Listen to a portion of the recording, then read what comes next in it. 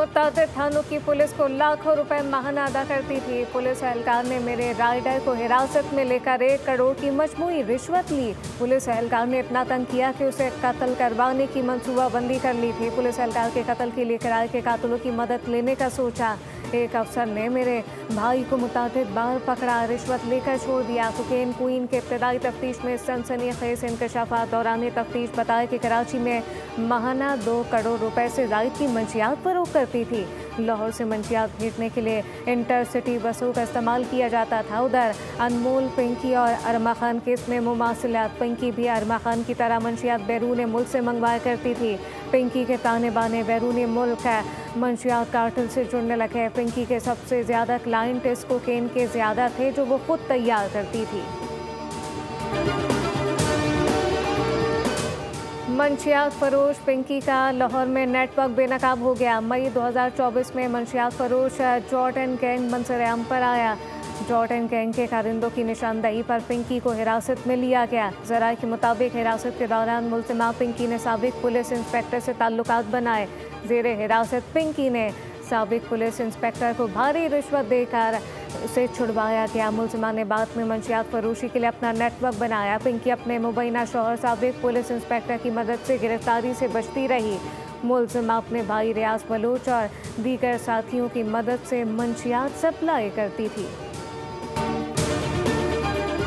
लाहौर में गिरफ्तार अनमोल उर्फ पिंकी के मुकदमे पर वज़ीर आला पंजाब ने खुफिया अदारे से रिपोर्ट तलब कर ली। पिंकी के नेटवर्क और मुकदमे की तमाम तस्वीरात मांगी गईं। CCD ने बाकायदा तफ्तीश शुरू कर दी। लाहौर में दर्ज मुकदमे में मुल्ज़िमा की तलबी किराए करा के लाहौर लाने की तैयारी। मुकदमे में मुल्ज़िमा का भाई रियाज गिरफ्तार हुआ था, लेकिन पिंकी को इश्तिहारी करार नहीं दिया गया था। खातून के मुबैना शौहर साबिक पुलिस इंस्पेक्टर राना इकराम को भी तलब कर लिया गया है। जिसको गिरफ़्तार किया गया, नोटोरियस ड्रग डीलर थी।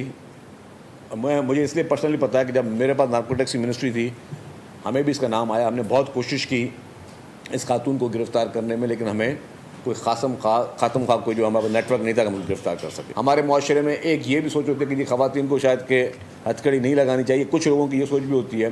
तो जिस तौर पर भी किया गया, लेकिन फिर भी उस पर होम मिनिस्टर साहब ने सख्ती से नोटिस लिया और सख्ती से नोटिस लेने के बाद उन दोनों पुलिस के एहलकारों को मुअत्तल किया गया। अनमोल उर्फ पिंकी को बगैर हथकड़ी पेश करने वाले पुलिस एहलकारों को मुअत्तल कर दिया गया है। खातून ड्रग डीलर की गिरफ्तारी अहम है। सीनियर वज़ीर सिंध शर्जील इनाम मेमन की मीडिया से बातचीत कहा कि हमने पहले भी कोशिश की थी, लेकिन मुल्ज़िमा को गिरफ्तार नहीं कर सके थे। मंशियात फरोश क्रिमिनल हैं। मंशियात से पूरा माशरा तबाह हो जाता है। हमने मंशियात के ख़िलाफ़ जो भी मुहिम चलाई उसे अहमियत दी गई। शर्जील इनाम मेमन का रवा माह शारा भुट्टो मुकम्मल तौर पर खोलने का ऐलान। कहा कि कराची पोर्ट से एक रोड बनाया जा रहा है जो कयूमाबाद तक आएगा। कोशिश है शहर के मेगा प्रोजेक्ट पर काम मुकम्मल किया जाए। इंतज़ार है कि मंशियात फरोश पिंकी को तनख्वाह कब दिया जाता है। अब तो वो हकदार बन गई है। हैरत की बात यह है कि जिस पिंकी निज़ाम ने एक मंशियात फरोश को पिंकी बनाया, वही हुक्मरान पाकिस्तान बनने से आज तक इक़्तिदार में है। सेनेटर फैसल बावड़ा की तनकीद। कहा कि हुक्मरानों ने पाकिस्तान के बच्चों और आने वाली नस्लों का मुस्तकबिल दाव पर लगा दिया। जब तक पिंकी हुक्मरानों का हकीकी एहतसाब नहीं होगा, जमहूरियत का ड्रामा चलता रहेगा।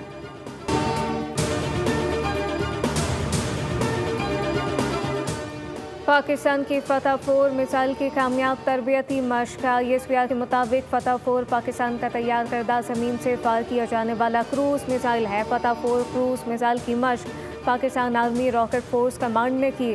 फतह 4 जदीद तरीन एविनिक्स और नेविगेशनल सिस्टम से लेस है। सदर मुमलिकत, वज़ीर आज़म, चीफ ऑफ डिफेंस फोर्सेज, पाक फ़िज़ाइया और बहरिया के सरबराहान ने कामयाब मशक़ को सराहा। फतह अता फरमाई और इज़्ज़त और पाकिस्तान को वक़ार अता फरमाया, ये मरहून मिन्नत है कौमी यकजहती, इत्तेहाद और इत्तफ़ाक़ के हवाले से। फ़ौज पाकिस्तान ने अल्हम्दुलिल्लाह इंतहाई जमा मर्दी से और बहादुरी से दुश्मन को वो सबक सिखाया जो कि इंशाअल्लाह वो रहती दुनिया तक याद रखेगा।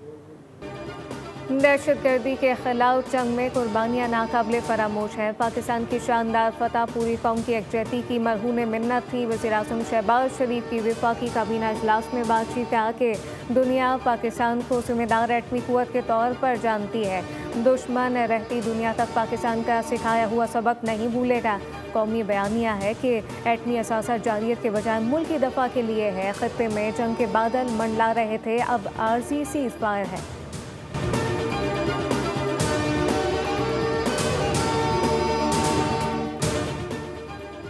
अमरीकी सदर डोनाल्ड ट्रंप का दौरा चीन तारीखी करार। सदर ट्रंप ने कहा कि चीन में हमारा ज़बरदस्त इस्तकबाल हुआ, माजी में ऐसा नहीं देखा। दोनों रहनुमाओं के दरमियान इंतहाई मुस्बत तामीरी बातचीत हुई। सदर ट्रंप ने कहा कि एक दूसरे का एहतराम तरक्की की पहली मंजिल है। चीन और अमेरिका के ताल्लुकात दुनिया पर सबसे ज़्यादा असरअंदाज होते हैं। सदर शी जिनपिंग ने कहा कि हमें मुखालफत के बजाय ताउन करना चाहिए। दोनों ममालिक के दरमियान स्ट्रेटेजिक ताल्लुकात पर इत्तफाक हुआ। चीन अमेरिका दो बड़ी ताकतें हैं, हरीफ नहीं शराकतदार होना चाहिए। अमरीकी नायब सदर जेडी वेंस ने कहा कि ईरान के साथ कशीदगी ख़त्म करने के लिए मुज़ाकरात में पेशरफ हो रही है। वाइट हाउस में मीडिया से बातचीत कहा कि बुनियादी सवाल ये है कि क्या मुज़ाकरात में इतनी पेशरफ होती है या नहीं कि सदर ट्रंप की रेड लाइन को मुतमईन किया जा सके। अमरीकी सदर की रेड लाइन बहुत सादा है। ट्रंप ऐसे इक़दाम चाहते हैं कि ईरान एटमी हथियार न बना सके।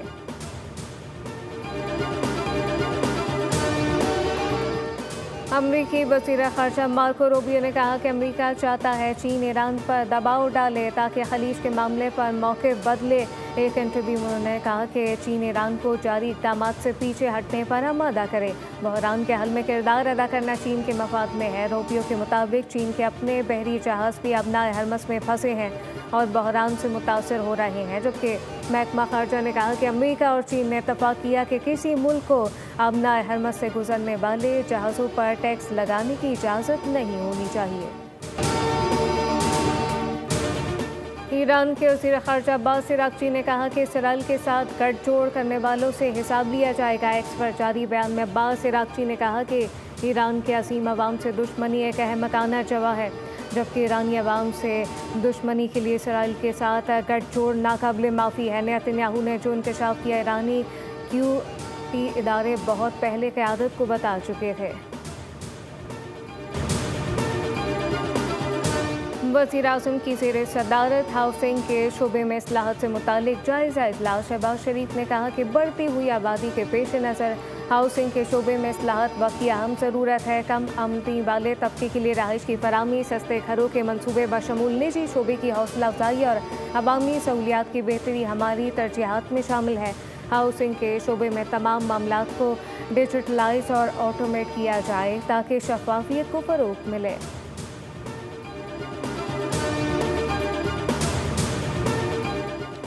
मुल्क के लिए जाने कुर्बान करने वाले शहदा हमारे हीरो हैं। शहदा के अहले खाना को तनहा नहीं छोड़ा जाएगा। गवर्नर पंजाब सरदार सलीम हैदर का तकरीब से खिताब, कहा कि हमें मिलकर मुल्क को तरक्की की राह पर आगे लेकर जाना है। DGISPR की शिफात अमीर मिल्लत यूनिवर्सिटी आमद। असातिज़ा फैकल्टी मेम्बरान तुलबा ने पुरतबाक इस्तकबाल किया। खुसूसी नशिस्त में कौमी सलामती के उमूर और इंफॉर्मेशन वॉरफेयर पर तफसीली बातचीत। DGISPR ने तुलबा के सवालात के जवाब दिए। शुरा ने कहा कि मर्द हकी फतह ने पाकिस्तान के वक़ार को मज़ीद मुस्तहकम और बुलंद किया। सब्सक्राइब करें और बेल दबाएं ताकि कोई खबर रह न जाए।